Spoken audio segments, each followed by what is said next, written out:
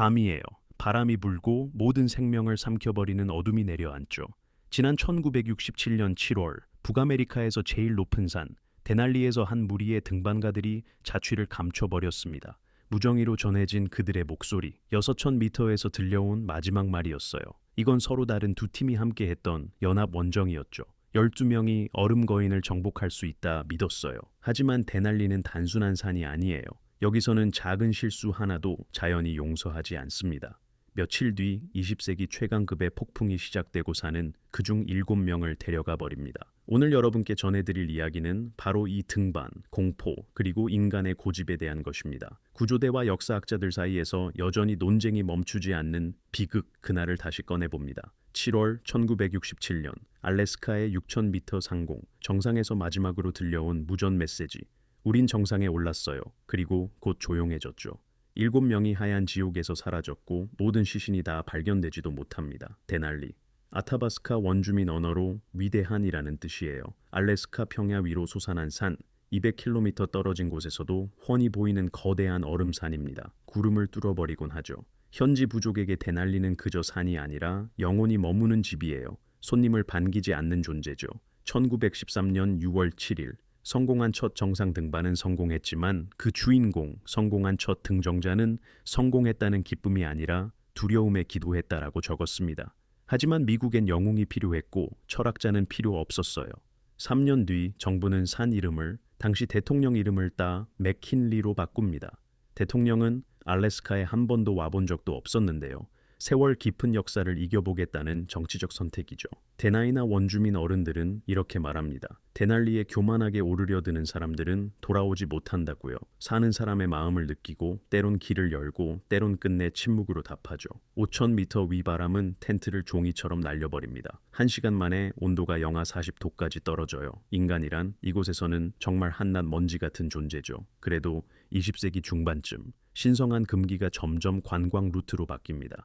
그 뒤엔 학생들, 군인, 사무실에서 일하다 모험을 꿈꾸는 회사원들까지 줄을 이어 등반에 도전합니다. 산은 이제 인간의 힘을 증명하는 시험장이 됐고 신문에 실릴 만한 사진의 무대가 됐죠. 1967년의 여름, 데날리 아랫자락에 12명이 모입니다.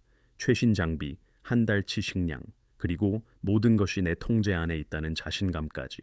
이들은 하얀 거인을 도전의 대상으로만 바라봅니다. 하지만 단 한 가지, 산은 이미 결정을 내렸다는 사실은 아무도 몰랐죠. 시작은 학생들의 소풍 같은 분위기, 농담하고 짐 싸고 계획 씁니다. 그런데 3주 뒤 이들은 북미 등반 역사상 가장 큰 비극의 주인공이 됩니다. 오늘날까지도 생존과 실패의 교재로 남아있는 사건이죠. 데날리의 높이는 6,190m, 에베레스트는 8,849m. 숫자만 보면 엄청난 차이지만 통계는 다르게 말합니다. 데날리에서는 등반하 100명 중 1명이 목숨을 잃고 에베레스트에서는 150명 중 1명이 그렇죠. 왜 이런 차이가 생길까요? 이유는 아주 단순해요. 바로 지리적 위치입니다. 데날리는 거의 북극권에 있는 63번째 평행 위도에 자리 잡았어요. 그래서 북극의 차가운 공기가 쉬지 않고 몰아닥치죠. 반면 히말라야 에베레스트는 이집트와 거의 같은 위도에 있어서 같은 높이라도 온도가 20도나 더 따뜻합니다. 여기는 여름에도 기온이 영하 45도까지 떨어져요. 바람은 시속 200km까지 불기도 하죠. 이런 고도, 이런 추위에서는 장비가 버티는 만큼만 사람이 살 수 있어요. 말드로우 빙하를 따라가는 길은 수직, 수평 모두 합쳐서 40km쯤 돼요. 등반하들은 30kg짜리 배낭을 메고 갑니다. 하루에 3에서 4km, 정말 느리게 움직이죠. 캠프를 만들고 다시 아래로 내려가 식량을 챙긴 뒤 또 올라옵니다. 몸이 희박한 공기와 고도에 적응해야 하거든요. 적응을 못하면 뇌나 폐에 부종이 생겨요. 몇 시간 만에 죽을 수도 있죠. 해발 4,000m에서는 산소가 해수면의 절반밖에 없어요. 심장은 미친 듯이 뛰고 머리는 깨질 것 같죠. 한 발자국 내딛기도 힘들어요. 5,000m에 가까워지면 이른바 죽음의 존에 들어섭니다. 몸은 더 이상 회복되지 않고 점점 망가져만 가죠. 근육은 불타는 것 같이 아프고 폐는 거칠게 울리며 뇌는 감정을 차단해버려요. 살아남아야 한다. 그 생각만 남아요. 여기에 날씨 문제까지 있어요. 데날리에서 날씨는 20분 만에 완전히 바뀔 수 있어요. 아침엔 화창하다가 점심이면 눈보라와 태풍, 완전 백아웃. 눈앞이 하나도 안 보이죠. 등반아들은 이걸 북극의 덫이라고 불러요. 어디로 가야 할지, 낭떠러지가 어딘지, 심지어 2미터 옆 동료조차 안 보여요. 딱 하나의 대피처는 텐트뿐이죠. 근데 텐트가 바람에 날아가면 그대로 끝장입니다. 통계가 냉정하죠. 10번의 원정 중 정상까지 올라가는 팀은 5팀뿐입니다. 그것도 좋은 날씨일 때 얘기예요. 날씨가 나쁘면 아무도 못 갑니다. 베테랑 등반가들은 알아요. 데날리에선 산과 싸우는 게 아니에요. 산이 허락할 때까지 기다리는 겁니다.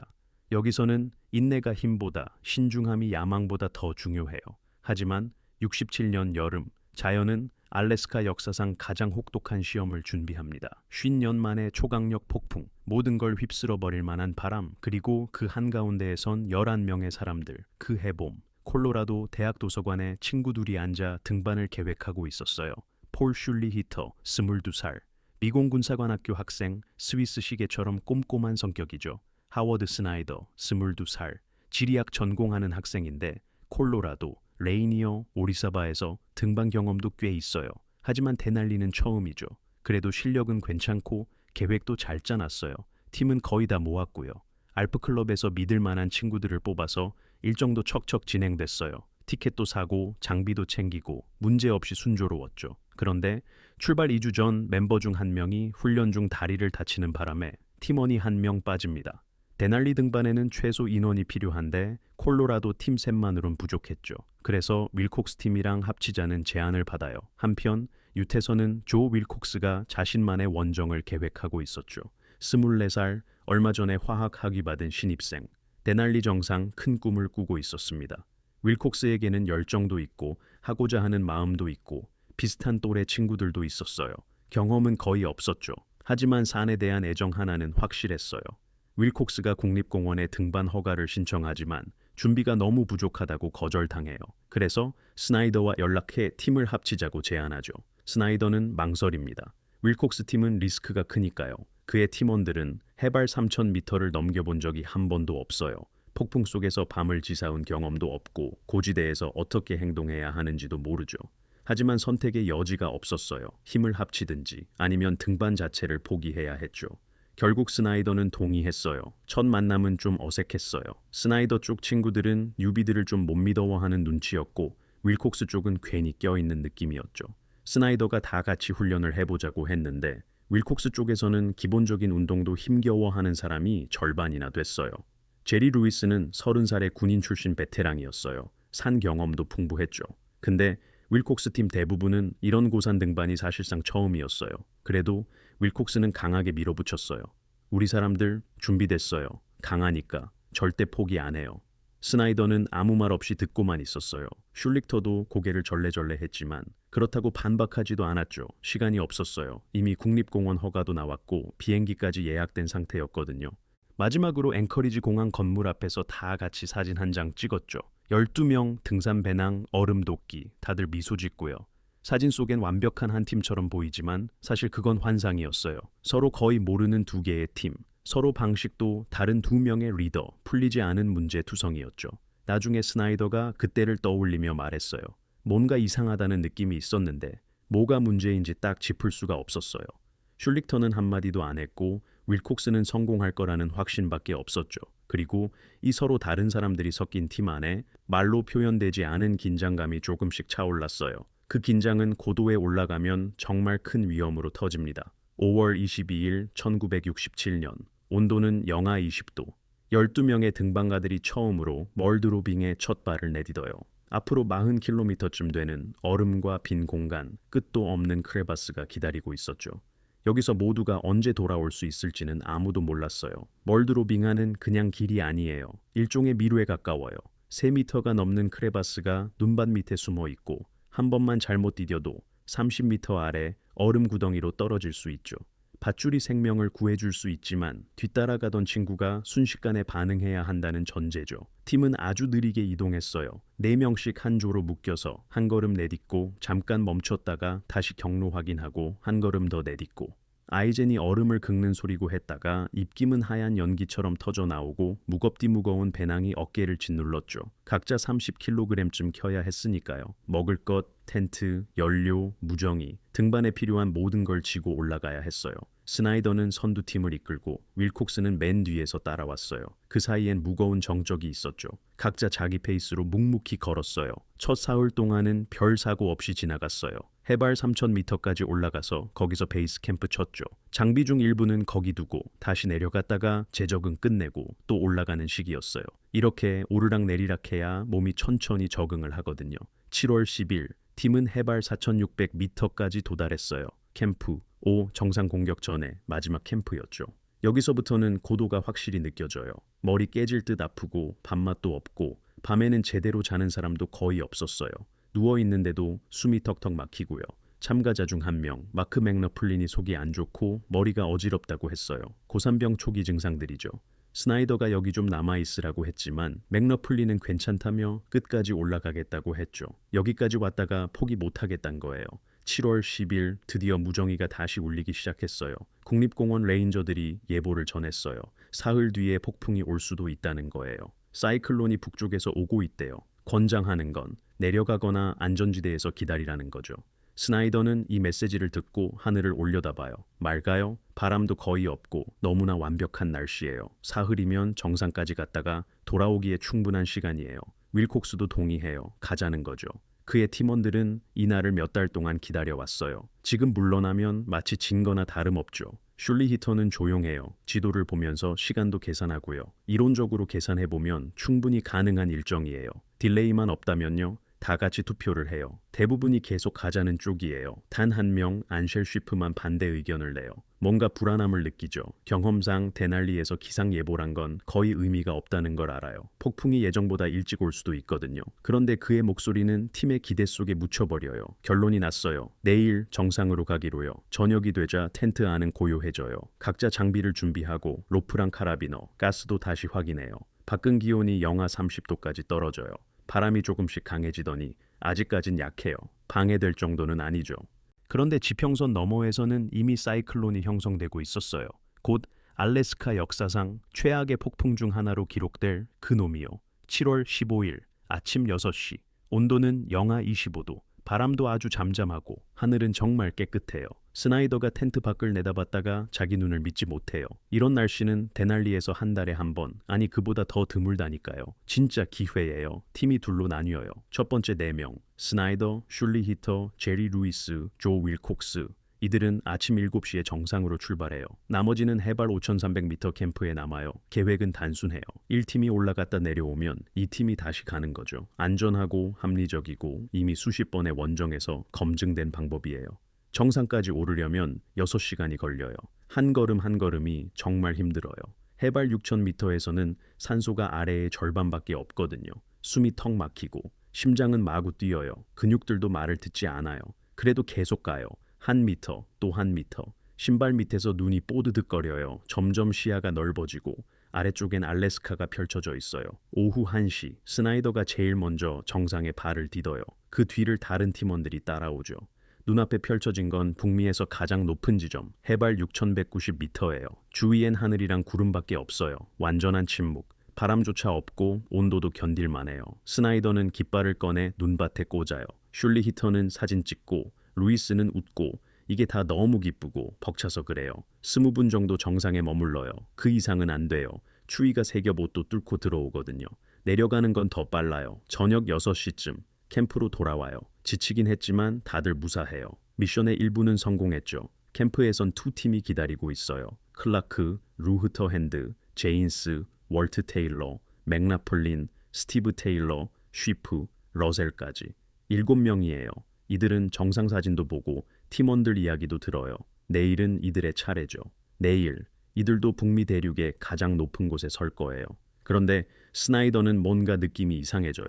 바람이 점점 더 세어지고 처음엔 살짝 불더니 나중엔 급해져요. 밤이 되면서 텐트 사이를 휙휙 지나가는 소리가 들리고 기온도 뚝 떨어져요. 스나이더가 하루 더 기다리면서 날씨를 지켜보자고 제안해요. 윌콕스는 단호하게 거절해. 그의 팀은 이미 다 준비됐거든. 그들은 정말 오래 기다렸어.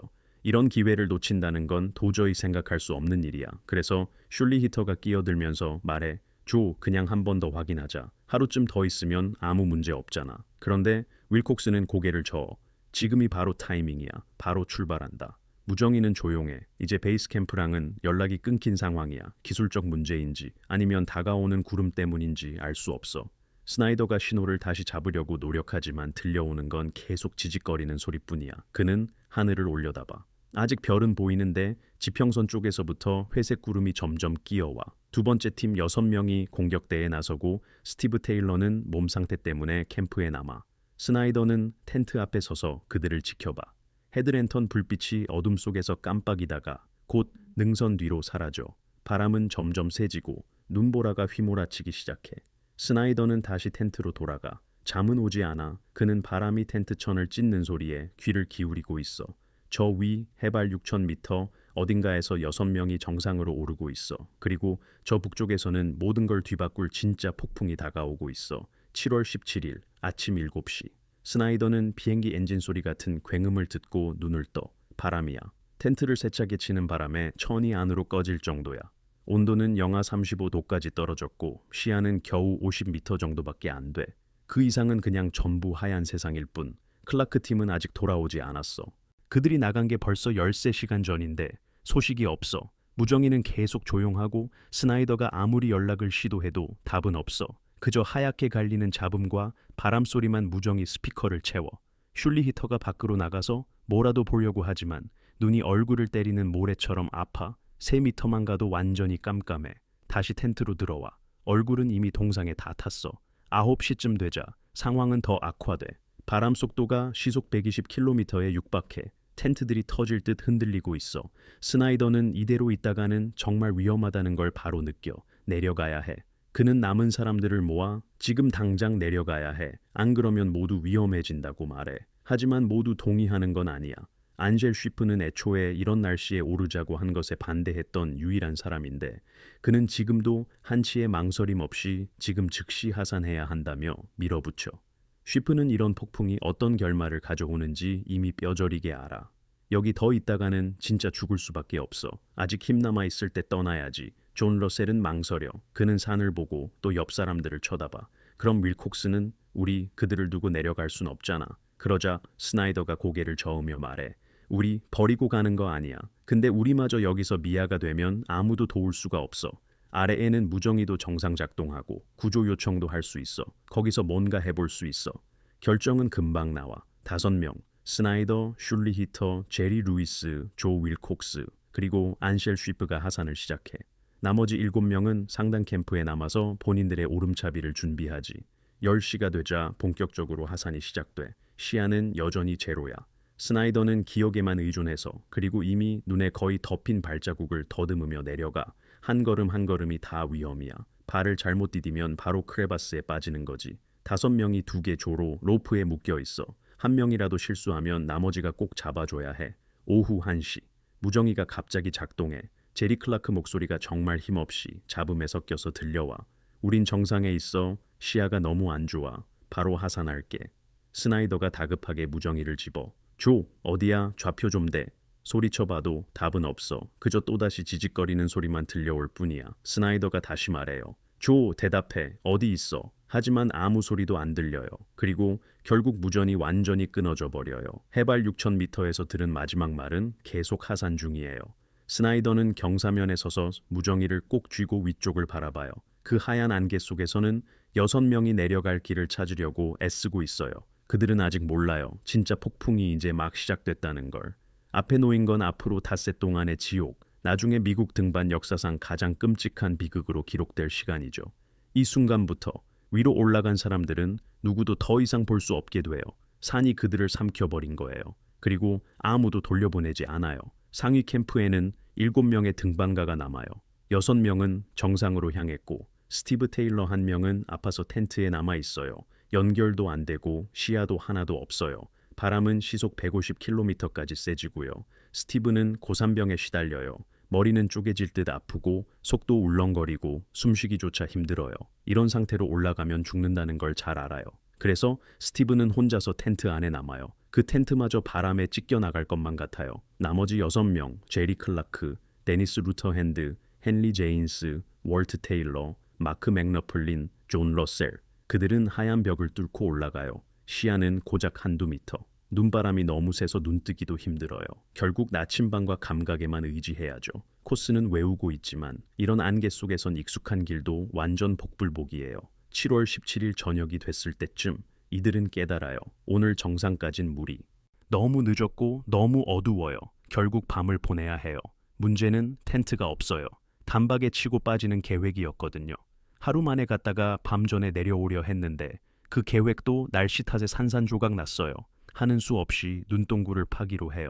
쌉, 아이스 X, 심지어 맨손까지 총동원해서 말이죠. 추우니까 움직일수록 좋아요. 서둘러야 돼요. 1시간쯤 지나니 3미터쯤 되는 좁은 눈굴이 완성돼요. 6명이 다닥다닥 붙어서 들어가요. 너무 비좁고 엄청 추워요. 그래도 바람 피할 수 있는 데가 어디예요? 이들은 옆에 꼭 붙어서 새벽을 기다려요. 누구도 못 자요.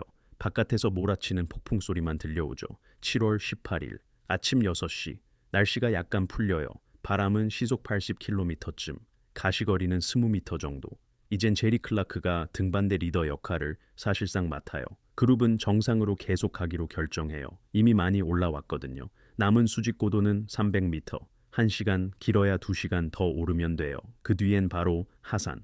해질 무렵이면 다들 내려올 수 있을 거라고 믿어요. 눈굴을 빠져나와요. 차가운 바람이 폐를 따갑게 해요. 눈이 무릎까지 차올라요. 한 걸음 한 걸음이 힘들어요. 하지만 계속 가요. 1미터, 또 1미터. 제리 클라크가 맨 앞에서 이끌고 나머지는 일렬로 따라가요. 무정이는 침묵이에요. 배터리가 다 됐거든요. 오전 11시 반. 아래쪽 베이스 캠프에서 갑자기 무전이 다시 터져요. 잡음에 섞여서 제리 클라크의 목소리가 들려요. 정상에 도착. 이제 하산합니다. 공원에 있던 무전 담당자가 이 메시지를 바로 받아 기록하고 다시 전달해요. 그들은 지금 대륙에서 제일 높은 곳에 서 있어요. 해발 6190m. 사방은 끝없는 하얀 세상. 바람, 눈, 그리고 살을 내는 추위. 사진도 못 찍어요. 카메라가 다 얼어버렸거든요. 깃발도 못 꽂아요. 바람이 다 날려버릴 테니까요. 정상에서는 고작 3분 머물렀다가 그제야 바로 하산을 시작해요. 아래로, 아래로. 집이 그립고 따뜻한 데가 생각나요.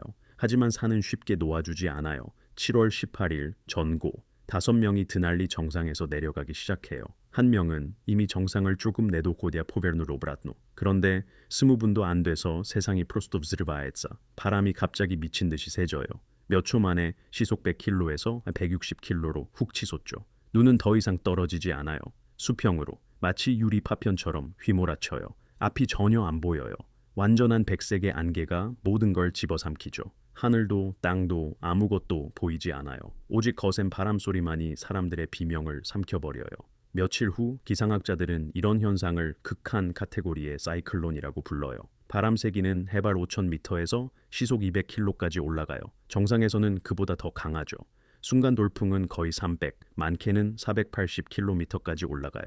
이건 토네이도 수준의 속도예요. 사람이 이런 바람에 맞으면 그냥 쓰러지고 산비탈에 질질 끌려가요. 온도도 뚝 떨어져서 영하 40도까지 내려가요. 바람까지 합치면 체감은 거의 영하 70도. 이렇게 추운 날씨에선 노출된 피부가 30초 만에 얼어붙어요. 숨 쉴 때마다 폐가 타들어가는 느낌이고 장갑을 껴도 손가락이 곧 구부러지지도 않죠. 그런데 클라크 팀은 산비탈에 그냥 노출돼 있어요. 어디 숨을 곳도 텐트도 없고요. 겨우 침낭이랑 얇은 방풍 재킷만 있어요. 아래 해발 5300m 캠프에서는 스티브 테일러가 굉음 소리를 들어요. 텐트가 쫙쫙 찢어지기 시작하죠. 바람 때문에 팩이 다 날아가고 천이 터지는 소리가 총보다 더 커요. 스티브는 기둥을 붙잡고 텐트를 잡아보려고 하지만 소용없죠. 돌풍이 순식간에 텐트를 빼앗아 절벽 너머로 날려버려요. 진짜 한순간이에요. 스티브 테일러는 결국 얼음 위에 혼자 남아요. 그는 침낭에 들어가서 눈 속에 파묻히고 기도해요. 정상팀이랑 연락도 완전 끊어져요. 클라크의 무정이는 반응 없어요. 배터리도 다 됐을지 아니면 안테나가 날아갔나 봐요. 스티브가 계속 연락을 시도하지만 아무 소리도 안 들려요. 비상주파수로 전환해서 본부도 호출해보지만 답이 없어요. 눈과 얼음 벽에 무선 신호가 막혀버렸죠. 저녁이 되자 스티브 테일러는 결국 깨달아요. 이제 정상 그룹이 오늘은 절대 못 돌아온다고. 어쩌면 내일도 아닐 거고 어쩌면 연경 못 볼지도 모르죠. 살아있는 동안 내려가야겠다고 결심해요. 장비 남은 거 챙기고 밧줄을 묶어서 하산을 시작하죠. 깜깜한 밤, 폭풍, 혼자. 한 걸음 한 걸음이 진짜 복불복이에요. 그 다음 날 7월 19일 국립공원 레인저들이 조난 무전 신호를 받아요. 그걸 보낸 건 윌콕스가 아니라 우연히 이웃 루트에 있던 다른 등산객이었어요. 그는 무전 교신 몇 마디를 들은 거죠. 내용은 딱 하나. 드날리에서 그룹이 위험에 처했다. 폭풍이다. 도움이 필요하다. 공원 측은 긴급 대기령을 내리고 헬기 출동 준비를 해요. 근데 실제로는 도저히 뜰 수가 없어요. 지상 바람이 시속 100km, 하늘은 그 2배. 조종사들도 이건 구조가 아니라 자살이라고 손살에 쳐요. 산은 완전히 봉쇄됐고 정상은 거대한 얼음 감옥이 된 거죠. 7월 19일 해발 4,570m, 5명의 등반가가 그저 비탈에 기대고 기다려요. 스나이더, 슐리 히터, 제리 루이스, 조 윌콕스, 안셸 시프. 이들은 재앙 시작 전에 간신히 하산에 성공한 사람들이에요. 일단 아직은 살아있죠. 폭풍은 벌써 사흘째 계속되고 있어요. 2개의 텐트가 나란히 있는데 하나는 4명용, 하나는 3명용이에요. 첫날 밤 4명이 쓰는 텐트가 바람에 팩이 다 뽑혀요. 천이 쩍 찢어지는 소리가 진짜 폭발음처럼 울리고 내부엔 장비랑 가스, 식량 일부까지 들어있어요. 스나이더는 뭔가라도 살리려고 애써 급하게 배낭을 잡고 침낭을 꺼내 텐트는 순식간에 벼랑 밑으로 날아가 버렸어. 3명이 겨우 들어가는 작은 텐트에 5명이 몸을 구겨 넣었지. 너무 비좁아서 몸을 돌릴 수도 없고 숨 쉴 공기도 부족해. 눈이 입구를 막아서 1시간마다 삽으로 파내야 했어. 안 그러면 다 질식할 뻔했지. 텐트 속은 영하 20도, 밖은 영하 40도. 그 얇은 천 하나가 목숨을 겨우 지켜주는 유일한 벽이야. 먹을 것도 거의 바닥났어. 초콜릿 몇 개, 견과류 조금. 5명이 나눠 먹을 수프 가루 한 봉지. 가스도 다 써서 물을 끓일 수도 없지. 결국 눈을 먹을 수밖에 없었어. 그러면 더 추워지는데도 선택지가 없으니까. 고산에서는 수분이 없으면 금방 죽어. 눈이라도 먹어야 물을 좀 섭취할 수 있거든. 해발 4,000m가 넘는 데선 몸이 회복은커녕 계속 망가져만 가. 시간이 갈수록 칼로리가 바닥나고 근육은 타들어가고 머리는 멍해져. 잠도 제대로 못 자. 꿈인지 현실인지 헷갈릴 정도로. 스나이더는 밤에 깼는데 자기가 어디 있는지도 모르겠대. 슐리 히터는 웅걸거리면서 뭐라고 중얼거려. 쉬프는 말없이 천장만 바라봐. 7월 20일. 바람은 전혀 약해질 기미가 없어. 바람 소리가 너무 커서 서로 말해도 듣지도 못할 정도야. 그냥 텐트 안에 누워서 힘을 최대한 아끼는 수밖에 없어. 움직이는 것도 거의 안 하고 칼로리가 곧 생명인 거지. 슐리 히터가 노트를 꺼내 뭔가 써보려고 해. 근데 손이 너무 떨려서 글자가 번져버려. 결국 포기하고 말아. 7월 20일. 벌써 4번째 날이야. 스나이더는 생각해. 내일도 폭풍이 안 그치면 우리는 여기서 끝이라는 걸. 힘이 거의 다 빠졌거든. 손가락도 제대로 안 움직이고. 멤버 중 하나인 제리 루이스는 헛것을 보기 시작해. 밑에서 불빛이 보인다며 누군가 오고 있다고 해. 스나이더가 조그만 틈으로 밖을 봐도 아무도 없어. 그냥 눈, 바람뿐이야. 7월 22일. 포위된 지 5째 날. 남은 식량은 다 떨어졌고 이제 정말 눈만 남았어. 모두 말없이 누워 바깥의 엄청난 폭풍 소리만 들으면서 단 하나만 생각해. 아침까지 버틸 수 있을까? 7월 23일. 날이 샌다. 스나이더가 잠에서 깨고 뭔가 다른 걸 느껴. 조용해졌어. 바람이 거의 멈췄어. 완전히는 아니지만 나갈 수 있을 만큼은 괜찮아. 밖을 내다보니까 시야는 50m 정도. 하늘은 회색, 그래도 앞을 볼 수는 있게 됐지. 마침내 움직일 때야. 텐트에서 기어나가지만 몸이 굳어서 제대로 일어서기도 힘들어. 배낭도 엄청 무겁게 느껴지고. 스나이더가 동료들을 보니까 얼굴은 동상에다가 눈은 움푹 들어가고 입술은 다 갈라졌어. 그래도 일단은 살아있어. 이제 남은 건 산을 내려가는 것, 그리고 자신과의 싸움에 이기는 것뿐이야. 7월 23일 오전 8시. 알래스카 디날리 국립공원 본부에 전화가 울려. 드디어 폭풍이 지나가고 날씨가 비행이 가능한 수준이야. 20분 후에 헬기들이 날아오르지. 조종사는 돈 셸던, 알래스카 전설이지. 남들이 도전도 안 하는 날씨에 그는 항상 떠났으니까. 오늘은 해발 4,000m 몰드로우 빙하로 향해. 곁엔 산악구조 대원들도 같이 있어. 시간이 없다는 걸 다 알아. 만약 위에서 아직 살아있는 사람이 있다면 1분 1초가 너무 소중하니까. 헬기가 빙하 위에 떠 있을 때 셸던이 아래를 내려다보는데 완전 난장판이야. 텐트 조각들이 수백 미터에 걸쳐 흩어져 있고 배낭이 눈 속에서 삐죽 나와 있고 침낭은 얼음에 딱 붙어 있고 옷가지들은 암석의 깃발처럼 걸려 있어. 폭풍이 캠프를 폭탄 맞은 것처럼 엉망진창으로 만든 거지. 구조대원들이 내려서 경사를 따라 탐색을 시작해.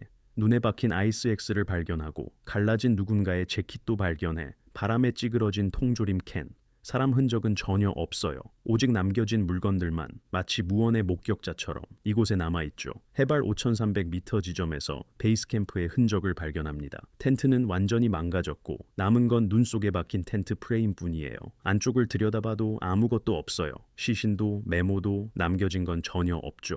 구조대원들은 더 높이 정상 쪽으로 오릅니다. 시야는 매우 나쁘고 허리까지 눈이 쌓여 있어요. 걸음 하나도 온 힘을 다 쏟아야 내디딜 수 있죠. 그렇게 3시간쯤 수색해도 아무런 흔적이 안 보여요. 7월 24일 구조대 무정의의 소식이 들어옵니다. 해발 3,000m 아래쪽에서 등반과 무리가 발견됐다는 거예요. 그들은 아주 느리게 움직이고 있지만 그래도 움직이고 있었습니다. 헬리콥터가 곧바로 출동해요. 셸던이 경사면에서 그들을 찾습니다. 눈 위를 겨우 기어가는 5명, 스나이더, 슐리 히터, 제리 루이스, 조 윌콕스, 그리고 안셸 쉬프. 모두 손을 흔들며 구조를 기다리고 있어요. 헬리콥터가 착륙하자 스나이더가 제일 먼저 안으로 오릅니다. 그는 말을 할 수 없어요. 입술이 동상이고 목소리도 안 나와요. 대신 그는 종이에 이렇게 적습니다. 윌콕스, 위에 7명이 사라졌어요. 구조대원이 고개를 끄덕여요. 우린 수색 중이에요. 하지만 아직 아무도 못 찾았어요. 7월 25일, 스나이더 일행은 앵커리지 병원으로 옮겨집니다. 이도 저도 심한 동상, 탈수, 기진맥진. 하지만 모두 살아남았어요. 12명이 코스를 시작했지만 돌아온 건 5명뿐이었습니다. 7명은 산에 남겨졌죠. 어디에 있는지 살아있는지 아무것도 확인되지 않았어요. 수색 작업은 그 뒤로도 일주일 동안 이어집니다. 구조대원들은 구석구석을 샅샅이 뒤지면서 장비 조각을 발견합니다. 벨트 한 줄, 텐트 한 조각, 한 짝 신발. 그러나 시신은 나오지 않아요. 산은 자기 포로를 돌려주지 않죠. 데날리는 닷새 만에 7명의 목숨을 앗아가고 해답 없는 질문만 남겼습니다. 해발 6,000m 지점에서 무슨 일이 있었던 걸까요? 그들은 왜 목숨을 잃었고 왜 산을 내려올 수 없었을까? 산은 아무 말도 하지 않아요. 그리고 그 침묵이 가장 두려운 답이죠. 7월 27일 정상 부근 캠프에서 첫 번째 시신이 발견됩니다. 존 러셀이 텐트 안에서 얼어붙은 채로 발견됐어요. 마치 마지막 순간까지 텐트 기둥을 붙잡고 비바람을 막으려 했던 듯한 모습이었죠.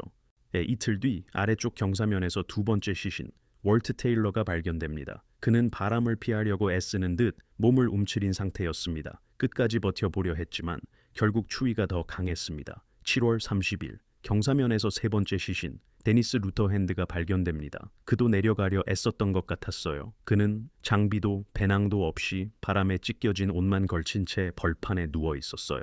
구조대원들은 고개를 갸웃합니다. 도대체 무슨 일이 일어난 걸까요? 왜 혼자인 거고 나머지 넷은 어디 있는 걸까요? 아무데도 싸운 흔적이 없어요. 눈사태나 낙석 징후도 없고요. 오직 바람과 눈 그리고 경사면 여기저기에 흩어진 시신들 뿐이죠. 그들은 한꺼번에 죽은 게 아니었습니다. 한 발 한 발 힘이 빠지며 하나씩 쓰러져 간 거죠. 전문가들은 코스를 다시 살펴보고 가설을 세웁니다. 정상에 오른 뒤 클라크 팀은 하산을 시작했지만 폭풍에 순식간에 휘말렸던 거예요. 시야는 제로에 가깝고 길을 완전히 잃었죠. 안전한 길 대신 얼음 장벽이 가파른 아치디콘 탑 쪽 사면에 진입하게 된 거예요. 거기서 그들은 하룻밤, 어쩌면 이틀 밤을 텐트나 피난처도 없이 버텼던 거죠. 일부는 그 자리에서 얼어 죽고 남은 사람들은 내려가려 했습니다. 하지만 그 고도에서 몸은 의지대로 움직이지 않아요. 뇌는 멍해지고 다리도 마음대로 안 움직여요. 한 걸음, 또 한 걸음, 그리고 힘이 다하면 그 자리에서 쓰러져 버립니다. 더 이상 일어나지 못해요. 남은 4명, 그러니까 제리 클라크, 헨리 제인스, 마크 맥러플린, 그리고 스티브 테일러는 발견되지 않았어요. 그들의 시신은 아직도 어디선가 산비탈 어딘가에 남아있을 거예요. 어쩌면 눈 밑에 묻혀 있을 수도 있고 눈사태에 휩쓸렸을 수도 있죠. 아니면 사람들이 접근할 수 없는 깊은 틈에 있을 수도 있고요. 산이 그들을 데려갔고 돌려주지 않았어요. 구조 작업은 공식적으로 8월 5째 날에 끝났어요. 더 이상의 수색은 불가능하다고 결론 내렸죠. 너무 위험했거든요. 3구의 시신만이 산 아래로 옮겨졌고 4명은 그곳에 남았어요. 영원히요. 이제 데날리 정상에는 단순히 시신만 남아있는 게 아니에요. 거기엔 침묵하는 증인들이 있어요. 인간의 고집이 자연의 힘과 맞붙을 때 어떤 일이 일어나는지 말없이 보여주는 증인들이요. 항상 이기는 건 결국 자연 쪽이란 걸요. 그 해는 1967년 8월. 미국 전체가 답을 원했어요. 젊은이 7명이 산에서 목숨을 잃었으니 뭔가 책임져야 할 사람이 있지 않냐는 거죠. 도대체 누가 잘못한 건지, 이런 일이 피할 수 있었는지 궁금해했어요. 하워드 스나이더가 병실에서 처음으로 인터뷰를 했어요. 목소리는 갈라졌고 손은 3도 동상 때문에 모두 붕대로 감겨 있었어요. 그는 이렇게 말했어요. 이건 완벽한 폭풍이었어요. 누구도 이런 강도를 예측 못했죠. 우리는 할 수 있는 건 다 했어요. 하지만 자연이 더 강했어요. 기자들은 쉽게 납득하지 못했어요. 더 깊이 파고들기 시작했죠. 그때 밝혀진 사실, 윌콕스 팀은 준비가 부족했다는 거였어요. 팀 멤버의 절반이 해발 3,000m 이상 올라가 본 적조차 없었죠. 제리 루이스는 등반 일주일 전에야 처음으로 아이젠을 착용해 봤대요. 이건 원정대가 아니라 그냥 모험에 가까웠던 거예요. 폴 슐리터는 좀 더 신중하게 얘기했어요. 우린 필요에 의해 뭉쳤어요. 위험은 알고 있었죠. 하지만 대안은 원정을 아예 취소하는 거였어요. 윌콕스는 모두 준비됐다고 했고 나도 믿었어요. 그의 목소리에는 죄책감이 묻어 있었어요. 그는 자신을 탓했어요. 더 세게 반대하지 못한 것, 침묵했던 걸 후회했죠. 국립공원 측은 공식 조사를 시작했어요. 전문가들이 루트와 날씨, 리더들의 결정을 전부 분석했죠. 최고로 중요한 질문은 이거였어요. 왜 윌콕스 팀은 폭풍 예보가 있었던 7월 17번째 날에 정상을 향해 올랐을까? 답은 조 윌콕스의 일기에서 나왔어요. 구조대가 베이스 캠프에서 발견했거든요. 마지막 기록은 7월 16째 날. 날씨가 좋아졌다. 이게 기회다. 우리는 준비됐다. 내일 올라간다. 윌콕스는 확신이 있었어요. 하늘이 맑아진 걸 보고 폭풍이 끝났다고 생각한 거죠. 하지만 기상 관측가들은 나중에 말해요. 그때 저쪽 북쪽에서 막 사이클론이 만들어지고 있었다고 예고 없이 갑자기 들이닥쳤다고요. 윌콕스는 그걸 알 수 없었죠. 숨진 이들의 부모님들은 보고서를 요구했어요. 마크 맥너플린의 어머니는 공원에 편지를 보냈어요. 왜 내 아들을 산에 올려보냈나요? 얘는 화학과 학생이지 등반가가 아니었어요. 누군가 책임져야 하지 않나요? 데니스 루터 핸드의 아버지는 소송을 걸었어요. 국립공원 측의 관리 소홀을 인정하라고 했죠. 하지만 법원은 기각했어요. 공원 측이 제출된 정보를 바탕으로 허가를 내준 건 문제가 없었다는 거죠. 윌콕스는 모두가 준비됐다고 했고 공식적으로는 모든 게 맞았던 셈이죠. 하지만 여론은 가라앉지 않았어요. 신문 한 면엔 데날리의 비극, 누구 책임인가 같은 제목들이 떴어요. 등반계도 의견이 둘로 갈렸어요. 윌콕스를 옹호하는 사람들은 그가 리더로서 결정했고 책임도 져버리지 않았다라고 말했어요. 하지만 어떤 이들은 그가 경험 없는 이들을 죽음의 덫으로 이끌었다며 비판했죠. 스나이더는 마운틴 킹의 홀이라는 책을 씁니다. 그는 그 책에서 탐험 이야기를 아주 자세하게 풀어놨어요. 거센 폭풍, 동료들의 죽음까지. 결국 내린 결론은 이렇죠. 모두가 그리고 아무도 잘못했어요. 사는 실수를 용서하지 않아요. 그런데 그 실수는 하나하나 쌓여 있었죠. 결국 진짜 진실은 찾지 못해요. 진실은 그저 거기 해발 6,000m 높은 곳에 남아있죠. 그곳엔 아무도 없어요. 바람소리만 들릴 뿐. 1968년 데날리 국립공원이 새 규칙을 도입해요. 이제부터 모든 원정대가 필수 점검을 받아야 해요. 참가자들의 경험, 장비, 코스 계획까지 전부 꼼꼼히 확인하죠. 최소한으로 요구되는 고산 등반 경험은 만 2년이고 무조건 무정의도 챙겨야 해요. 식량은 계획보다 2주일치 더 준비해야 하죠. 그 전해, 즉 1967년에 비극이 게임의 룰을 완전히 바꿔놨거든요. 전 세계의 등산학교에서는 윌콕스 탐험대 이야기를 공식 교육 과정에 넣었어요. 이젠 더 이상 단순한 비극이 아니라 살아남는 법을 알려주는 교과서인 셈이죠. 강사들은 결정 하나하나를 다 따져봐요. 왜 두 팀을 합쳤지? 왜 폭풍 속에서 움직였을까? 왜 제때 돌아서지 못했을까? 학생들은 다 받아 적고 꼭 외우고 절대 같은 실수 반복하지 않겠다라고 다짐하죠.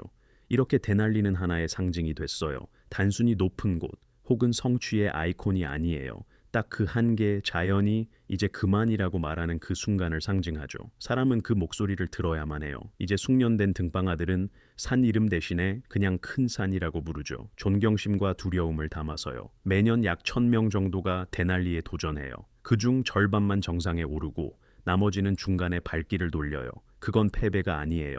현명한 선택이죠. 산이 한 번 기회를 준 거예요. 자신의 힘을 보여줬고 사람이 교훈을 얻고 무사히 내려오는 것, 그게 바로 진짜 성공이죠. 하지만 모두가 배우는 건 아니에요. 해마다 산은 또 새로운 생명을 데려가요. 1967년 이후로 데날리에서 숨진 등반가가 130명이 넘어요. 이유는 많아요. 눈사태, 크레바스, 고산증. 하지만 대부분은 역시 폭풍 때문이죠. 갑자기 닥치는 그 돌발의 폭풍은 아무런 기회도 주지 않아요. 데날리 베이스 캠프에는 작은 추모판이 있어요. 윌콕스 탐험대에서 목숨을 잃은 7명의 이름이 새겨져 있죠. 제리 클라크, 데니스 루터 핸드, 헨리 제인스, 마크 맥러플린, 월트 테일러, 스티브 테일러, 그리고 존 러셀. 매해 등반전의 산악인들이 급한 앞에 잠깐 멈춰서요. 이름을 읽고 잠시 침묵하죠. 이건 하나의 의식이에요.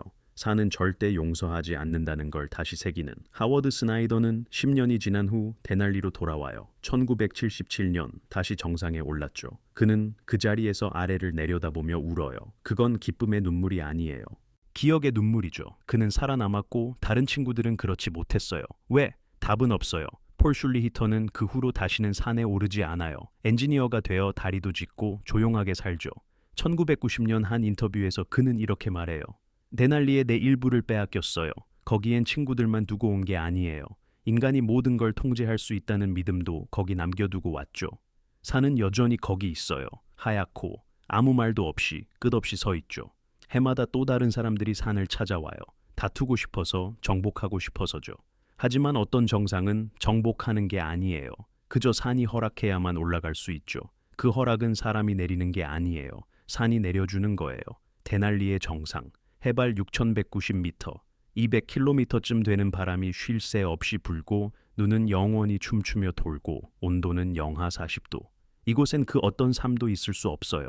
얼음, 돌, 그리고 끝없이 이어지는 침묵. 사람은 항상 뭔가 부족해요. 높이도 부족하고 속도도 부족하고 자기 자신을 넘는 것도 부족하죠. 우리는 자꾸만 위로 올라가려 해요. 달리 할 수가 없으니까요. 경계를 찾고 한계를 넘어서고 또 새로운 경계를 찾는 게 우리 본성인 것 같아요.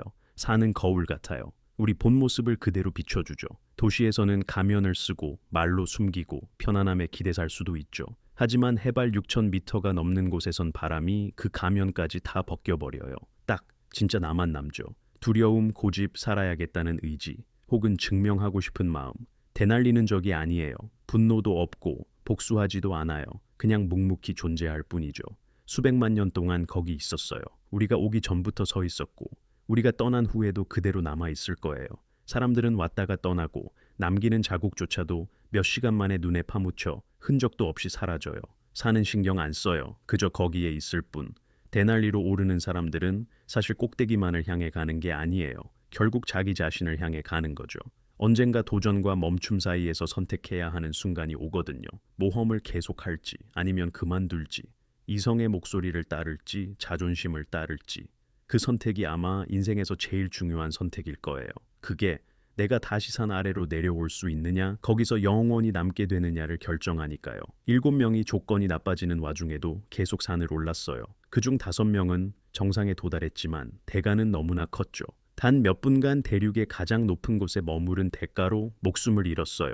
과연 그럴 가치가 있었을까요? 정답은 없어요. 각자가 스스로 결정해야죠. 경험 많은 산악인들은 이렇게 말해요.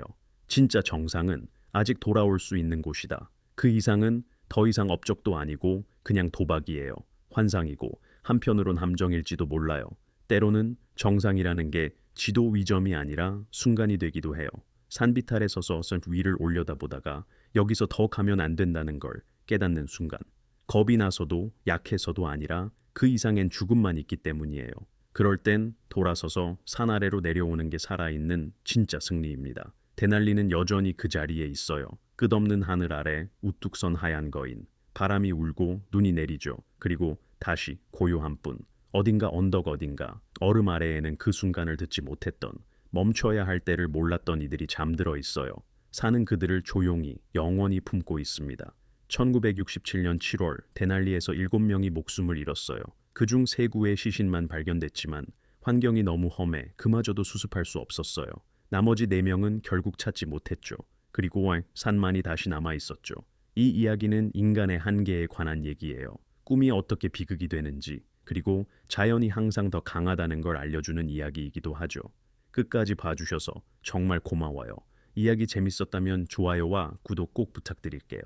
앞으로도 놀라운 이야기 많이 준비되어 있습니다.